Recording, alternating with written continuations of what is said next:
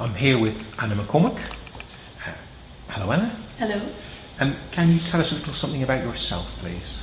Well, I'm from Ireland, as you may hear, in Belfast, but I've been here for about 6 years now, so beginning to miss home or miss my family a little. Although my brother and sister have moved over to England this year to study themselves, which is nice. I have always had a performing bug, and I suppose most people do, coming from a large family. That's a little bit about me. Okay. Can you remember what the first thing was you ever saw on the stage? It probably isn't the first thing, because Mummy and Daddy were really good about taking me to see things. But what I do remember very clearly going to see the ballet La Fille Malgardie in the Grand Opera House in Belfast, and we were sat up at the very, very top, and we had a box of Maltesers, and it was just the most thrilling, beautiful experience of my life. And I thought they were doing Irish dancing because I had started Irish dancing, I hadn't done ballet yet, and they were doing some point work and footwork that was very similar. And Mummy said, "No, darling, that's ballet." I said, "Well, could I do that, please?" And thus began my ballet life. I was ballet mad, really my whole life. So that's, I think, my strongest early memory of the stage. So when did you decide to become an actor then? I think I probably only decided properly a few years ago, because I wanted to be a ballet dancer and I trained a lot growing up. And then I did a bit of musical theatre, at home, Amdram stuff, and realised I wanted to do that. And then went to university to get away from, Ireland, and as in having a bit of adventure, grow up a little. And when we were working with Douglas Rudentool from Complicité, he told me that I had ability, but I was resting on my laurels too much, and to stop doing that. And I think it was just when we were doing some very basic status exercises with him that I realised that I wanted to act. And then I went to drama school after uni because I realised I needed the training. And that was probably when I really realised that was what I wanted to do. Brilliant. And what was the last play you saw? I think it was Riptide, the musical.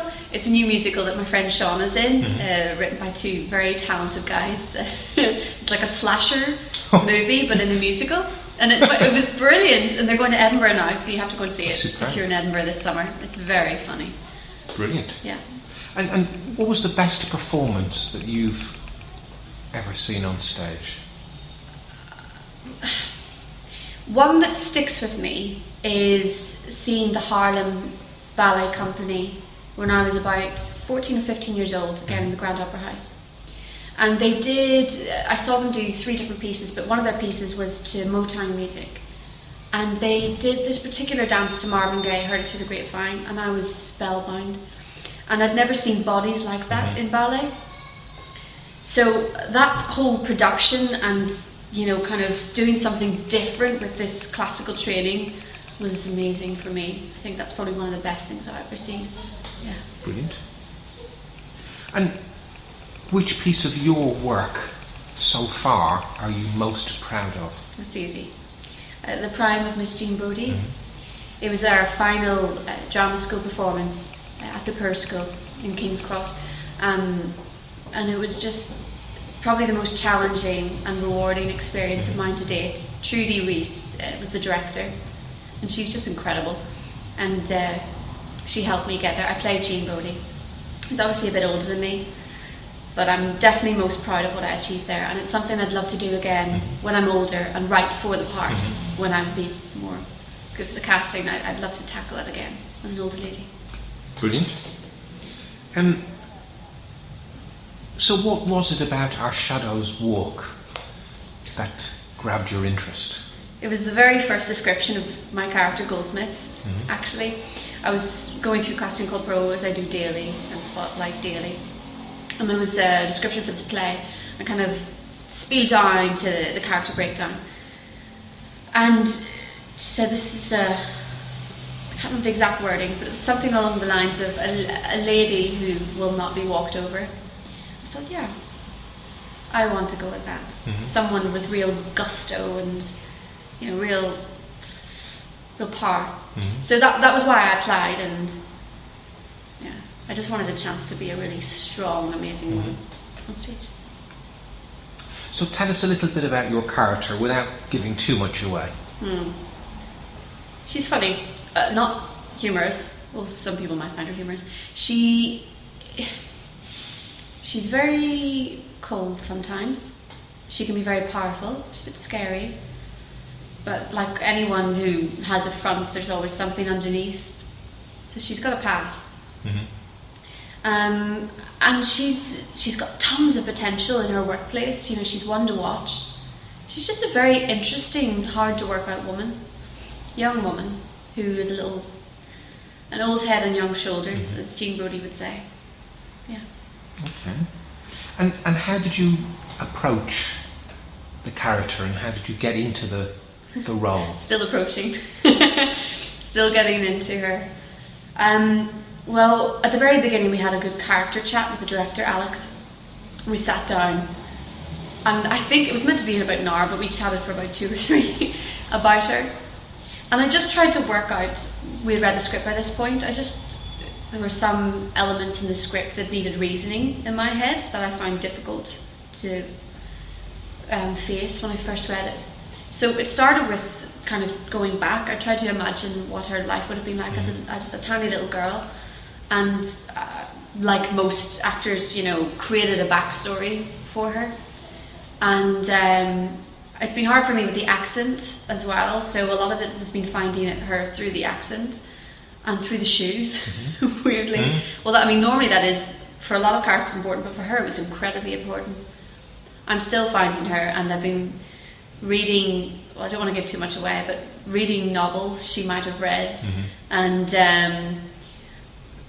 reading people who might have been influences in her lives, researching, lots of research, and kind of lying down and just thinking, to be honest. Okay. Yeah. And do you have a favourite line in the play? Not quite yet. There's a good little line where she talks about a little piggy that I quite like. Oh yes, I've just remembered my favourite line, but I'm not going to tell you. But it makes me think of Goldilocks. If you come and see it, I'm sure you'll hear. Okay. So why should people come and see this play? Because it's a little glimpse into what could be, bizarre though it seems. When I heard that the writer, Danny, had written this in the wake of the awful Lee Rigby killings that happened last year, just down the road actually from where I now live, it all made a lot of sense. And I don't think you'll understand that until you come and see the play. That awful event struck a lot of us, and I think people are waking up a lot more now to the power that they have, and the power that people in government and our MPs or anything like that, people are waking up to power and the right to know what's going on. And I mean, even we've seen with elections just recently, I think there's so many people who have strong opinions who don't bother to go out and vote. I mean, this isn't about voting, this play, but I think it's important if you want your country to be run in a fair enough way in the future. Yeah. Okay. Brilliant. Well, Anna, thank you very much. You're welcome. Nice to see you.